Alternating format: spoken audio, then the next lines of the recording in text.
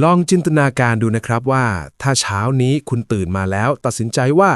วันนี้ทั้งวันผมจะไม่กินอะไรเลยนอกจากน้ำเปล่าเพียงอย่างเดียวคุณคิดว่าร่างกายที่แสนจะซับซ้อนของคุณจะเริ่มโวยวายตอนไหนหรือมันจะมีกลไกอะไรบางอย่างที่ซ่อนอยู่คอยประคับประคองไม่ให้คุณล้มพับได้เสียก่อนการทำ water fasting หรือการอดอาหารโดยดื่มแต่น้ำเปล่าไม่ใช่แค่การทดสอบความอดทนของจิตใจครับแต่มันคือการกดปุ่มสลับระบบปฏิบัติการภายในร่างกายที่ปกติเราแทบไม่มีโอกาสได้เห็นมันทำงานเลยจริงๆในช่วง4ชั่วโมงแรกหลังจากที่คุณทานมื้อสุดท้ายเข้าไปร่างกายยังอยู่ในสภาวะที่เรียกว่าช่วงหลังดูดซึมครับพลังงานจากข้าวแป้งน้ำตาลที่คุณเพิ่งกินเข้าไปยังคงลอยละล่องอยู่ในกระแสเลือดตับอ่อนของคุณยังคงขยันขันแข็งในการหลั่งฮอร์โมนอินซูลินออกมาเพื่อทำหน้าที่เป็นเหมือนกุญแจคอยเปิดประตูเซลล์ให้นำน้ำตาลเหล่านั้นไปใช้เป็นพลังงานณจุดนี้คุณจะยังรู้สึกปกติมากครับพลังงานเต็มเปี่ยมสมองแจ่มใสเพราะร่างกายกำลังใช้เงินสดที่คุณเพิ่งฝากเข้าบัญชีไปเมื่อครู่นี้เองแต่พอเข็มนาฬิกาเดินไปถึงชั่วโมงที่6 ถึง 12ความเปลี่ยนแปลงเริ่มเกิดขึ้นอย่างเงียบๆครับปริมาณน้ำตาลในเลือดที่เคยสูงเริ่มลดระดับลงเรื่อยๆจนเกือบจะถึงขีดจำกัดล่างเมื่ออินซูลินไม่มีน้ำตาลให้จัดการมากนักระดับของมันก็เริ่มลดลงไปด้วยและนี่คือจุดเปลี่ยนที่สำคัญมากครับเพราะเมื่ออินซูลินต่ำลงร่างกายจะส่งสัญญาณไปหาฮอร์โมนอีกตัวที่ชื่อว่ากลูคากอน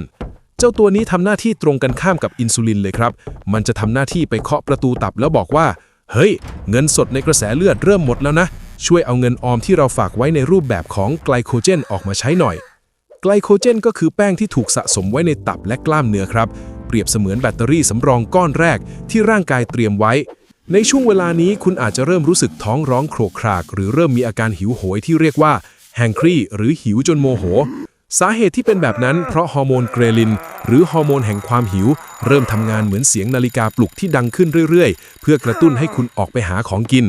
แต่น่าสนใจตรงที่ว่าถ้าคุณอดทนผ่านช่วงนี้ไปได้เพียงสักพักระดับความหิวนี้จะไม่เพิ่มขึ้นเป็นทวีคูณนะครับแต่มันจะค่อยๆทรงตัวและลดลงไปเองเพราะร่างกายเริ่มเข้าใจแล้วว่าเจ้าของร่างคงไม่หาอะไรให้กินในเร็วๆนี้แน่ๆเมื่อเข้าสู่ชั่วโมงที่12 ถึง 18ร่างกายจะเริ่มเข้าสู่ภาวะที่เรียกว่าการสร้างน้ำตาลใหม่หรือกลูโคนีโอเจเนซิสครับคือหลังจากที่ไกลโคเจนในตับเริ่มร่อยหรอลงร่างกายไม่อาจปล่อยให้ระดับน้ำตาลในเลือดต่ำจนเป็นอันตรายต่อสมองได้มันจึงเริ่มกระบวนการมหัศจรรย์ด้วยการเปลี่ยนสิ่งที่ไม่ใช่แป้งเช่นกรดอะมิโนจากโปรตีนหรือกลีเซอรอลจากไขมันให้กลายเป็นน้ำตาลเพื่อส่งไปเลี้ยงสมองและเม็ดเลือดแดง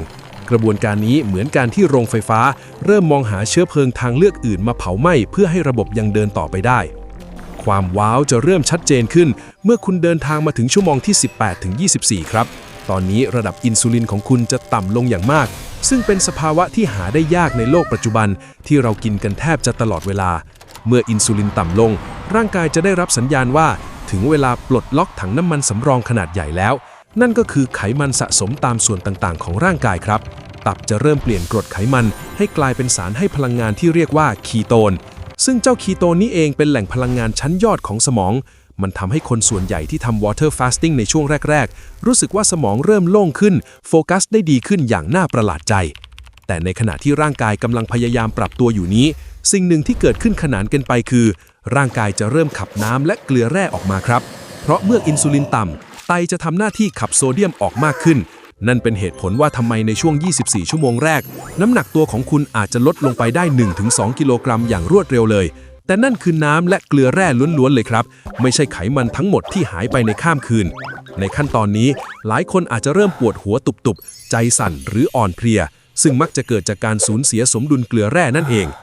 ก่อนที่เราจะไปดูกันว่าหลังจาก24ชั่วโมงไปแล้วร่างกายจะเริ่มเข้าสู่โหมดรีไซเคิลเซลล์ตัวเองได้อย่างไรสิ่งที่ต้องระวังอย่างมากคือสภาพร่างกายพื้นฐานของแต่ละคนไม่เท่ากันครับหากคุณมีภาวะน้ำตาลในเลือดต่ำอยู่เดิมหรือมีโรคประจำตัวที่ต้องทานยาตามเวลาการที่ร่างกายพยายามฝืนสลับระบบพลังงานแบบกระทันหันแบบนี้อาจจะทำให้เกิดอาการหน้ามืดเป็นลมหรือระบบภายในรวนได้ง่ายๆความหิวในช่วง24ชั่วโมงแรกอาจจะเป็นความหิวทางอารมณ์แต่สำหรับบางคนมันอาจจะเป็นสัญญาณเตือนว่าร่างกายยังไม่พร้อมสำหรับการเปลี่ยนแปลงที่รุนแรงขนาดนี้ครับ คุณคิดว่าถ้าเรายังคงไม่ยอมกินอะไรต่อไปหลังจากพ้นวันแรกไปแล้วร่างกายจะตัดสินใจสละส่วนไหนทิ้งเพื่อรักษาชีวิตส่วนใหญ่ไว้และเจ้ากระบวนการที่เขาว่ากันว่าเป็นการซ่อมแซมตัวเองถึงระดับเซลล์นั้นมันจะเริ่มทำงานตอนไหนกันแน่เมื่อเราก้าวข้ามผ่านประตู 24 ชั่วโมงแรกของการทำ Water Fasting มาได้แล้วสิ่งที่เกิดขึ้นในร่างกายจะเริ่มเปลี่ยนจากแค่การประหยัดพลังงานไปสู่โหมดที่นักวิทยาศาสตร์เรียกว่าการซ่อมแซมครั้งใหญ่ครับในช่วงเวลานี้ระดับอินซูลินในเลือดของคุณจะตกลงไปอยู่ในระดับที่ต่ำมากที่สุดเท่าที่มันเคยเป็นมาและนั่นคือการปลดล็อกกุญแจบานสำคัญที่ทำให้กระบวนการออโตฟาจีหรือการที่เซลล์เริ่มกินตัวเองทำงานได้อย่างเต็มประสิทธิภาพครับคำว่าออโตฟาจีฟังดูอาจจะน่ากลัวนะครับเหมือนร่างกายเรากำลังย่อยตัวเองหรือเปล่าแต่ในทางชีววิทยานี่คือกลไกที่ได้รับรางวัลโนเบลสาขาการแพทย์เลยทีเดียวครับลองนึกภาพว่าในเซลล์แต่ละเซลล์ของเราเหมือนบ้านหลังหนึ่งที่สะสมขยะเอาไว้มานานหลายปีมีโปรตีนที่เสื่อมสภาพมีเศษซากของออร์แกเนลที่ทำงานไม่ได้แล้วกองพะเนินอยู่ปกติถ้าเรากินอาหารเข้าไปตลอดเวลาร่างกายจะยุ่งอยู่กับการจัดการสารอาหารใหม่ๆจนไม่มีเวลาทำความสะอาดบ้านเลยครับแต่พอเราหยุดกินน้ำตาลและโปรตีนไปสักระยะร่างกายจะเริ่มส่งพนักงานทำความสะอาดที่ชื่อว่าไลโซโซมออกมาไล่เก็บขยะเหล่านั้นแล้วเอามาแยกชิ้นส่วนเพื่อรีไซเคิลกลับไปเป็นพลังงานและส่วนประกอบใหม่ที่แข็งแรงกว่าเดิมนี่คือเหตุผลที่หลายคนเรียกกระบวนการนี้ว่าการรีเซ็ตร่างกายจากภายในระดับเซลล์ครับและสิ่งที่น่าอัศจรรย์อีกอย่างที่เกิดขึ้นในช่วง 24-48 ชั่วโมงนี้คือการพุ่งสูงขึ้นของฮอร์โมนแห่งการเจริญเติบโตหรือ growth ฮอร์โมนครับหลายคนอาจจะสงสัยว่าอ้าวไม่กินอะไรเลยร่างกายควรจะเหี่ยวเฉาหรือสลายกล้ามเนื้อทิ้งไปไม่ใช่เหรอแต่ความจริงคือร่างกายเราฉลาดกว่านั้นครับเมื่อไม่มีอาหารตกถึงท้องร่างกายจะหลั่งโกรทฮอร์โมนออกมาเพิ่มขึ้นหลายเท่าตัวเพื่อทำหน้าที่เป็นเหมือนเกราะป้องกันไม่ให้ร่างกายเอาโปรตีนจากกล้ามเนื้อไปเผาเป็นพลังงานมันบอกกับระบบว่าอย่าเพิ่งรื้อบ้านไม้หลังนี้ไปเผาไฟนะให้ไปเอาน้ำมันที่เก็บไว้ในถังเก็บไขมันมาใช้แทนสินี่คือกลไกการเอาตัวรอดที่ทำให้มนุษย์ถ้ำในสมัยก่อนยังมีพละกำลังมากพอที่จะออกไปล่าสัตว์ได้แม้จะไม่ได้กินอะไรมาหลายวันก็ตามครับในขณะที่ร่างกายกำลังซ่อมแซมเซลล์และปกป้องกล้ามเนื้ออยู่นี้สมองของคุณจะเริ่มได้รับเชื้อเพลิงใหม่ที่สะอาดกว่าเดิมนั่นคือคีโตนครับอย่างที่ผมเคยบอกไปว่าตับจะเปลี่ยนไขมันสะสมให้กลายเป็นคีโตนบอดี้ซึ่งคีโตนนี้มีความสามารถพิเศษคือมันสามารถผ่านแนวกั้นเลือดเข้าสู่สมองได้โดยตรงและให้พลังงานที่มีประสิทธิภาพสูงกว่าน้ำตาลกลูโคสเสียอีกในช่วงนี้หลายคนจะเริ่มรู้สึกถึงความแจ่มใสที่เรียกกันว่า mental clarity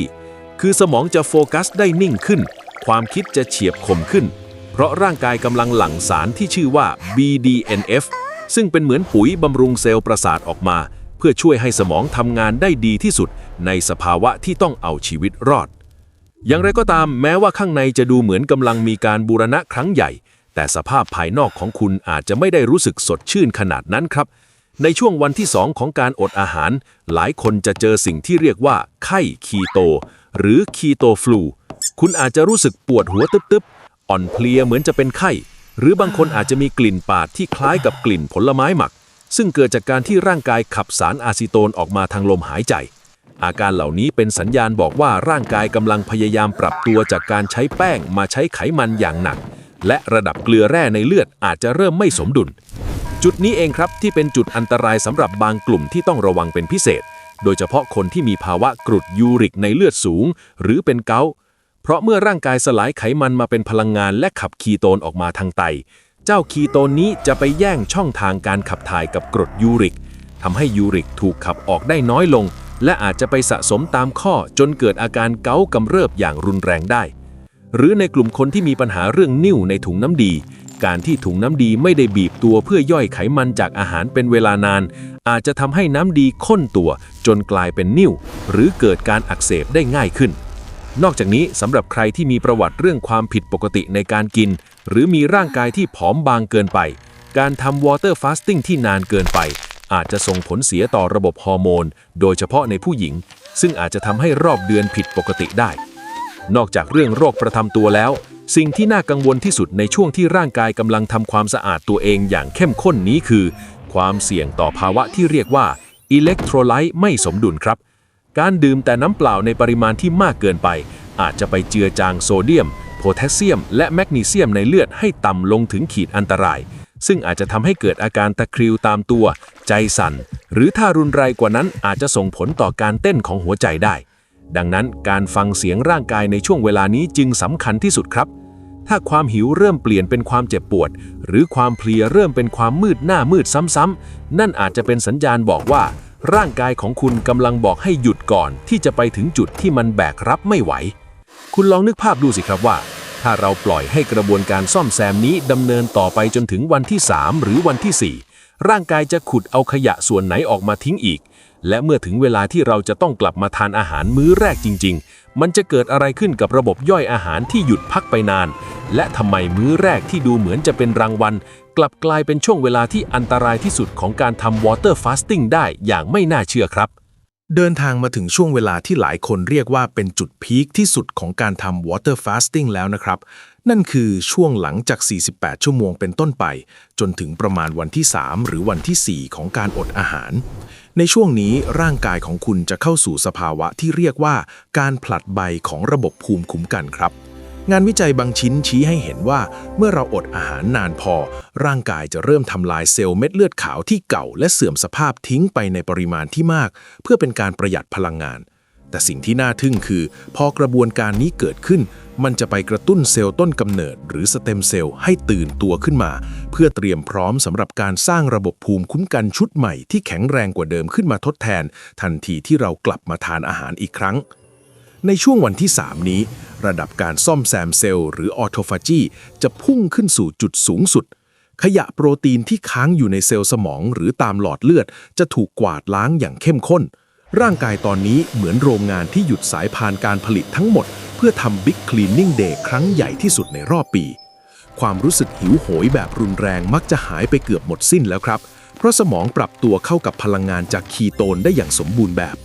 หลายคนบรรยายความรู้สึกช่วงนี้ว่าเหมือนร่างกายเบาหวิวความคิดแจ่มใสอย่างที่ไม่เคยเป็นมาก่อนแต่นี่แหละครับคือช่วงเวลาที่ต้องใช้สติมากที่สุดเพราะยิ่งร่างกายเข้าสู่สภาวะซ่อมแซมลึกเท่าไหร่การจะเดินกลับออกมาสู่โลกของการกินปกติก็ยิ่งต้องระมัดระวังมากขึ้นเท่านั้น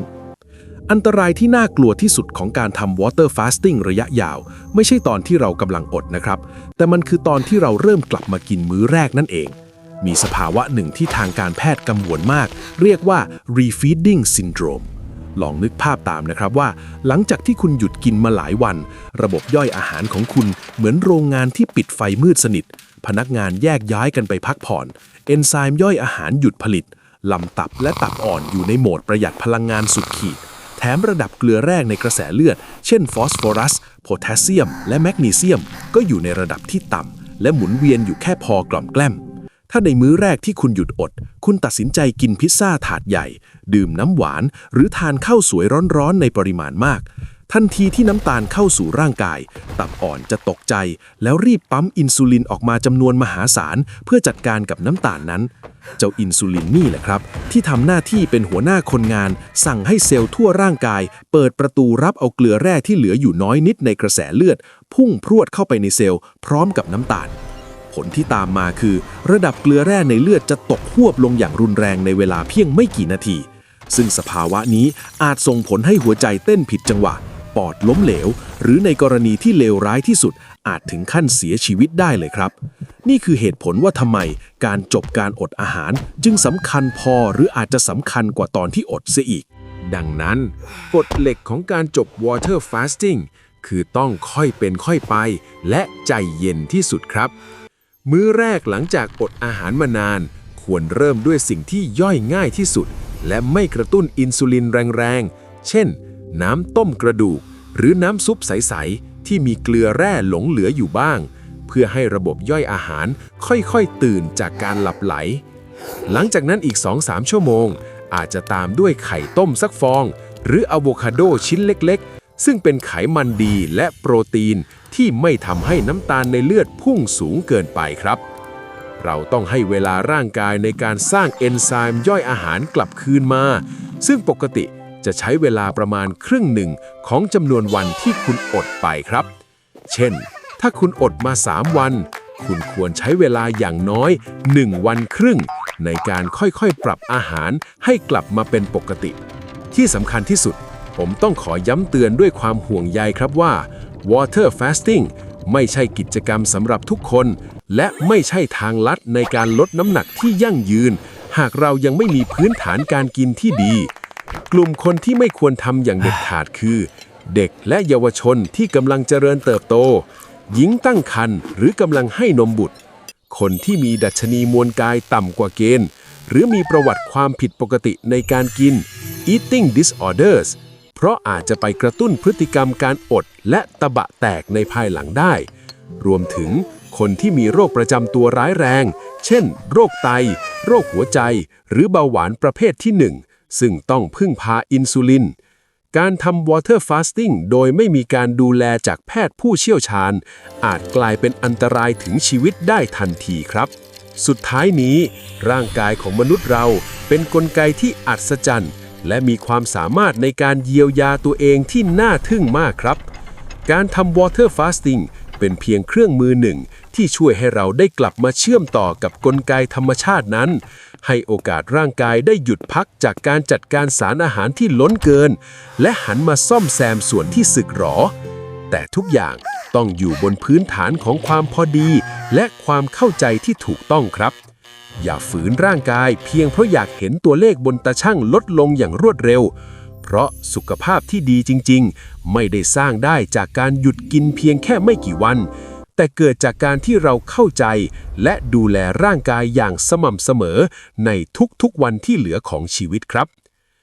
ถ้าคุณชอบการค่อยๆไขรหัสสิ่งที่เกิดขึ้นในร่างกายแบบเข้าใจง่าย และอยากทำความรู้จักกับกลไกธรรมชาติของตัวเองให้ลึกซึ้งยิ่งขึ้น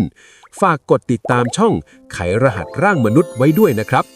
แล้วถ้าใครเคยมีประสบการณ์ทำ water fasting หรือมีความสงสัยในส่วนไหนเป็นพิเศษ อยากให้ผมหยิบเรื่องไหนมาเล่าในมุมมองวิทยาศาสตร์แบบนี้อีก ลองคอมเมนต์แชร์กันไว้ได้เลยครับ ผมรออ่านและพร้อมจะมาแลกเปลี่ยนข้อมูลกับทุกคนเสมอครับ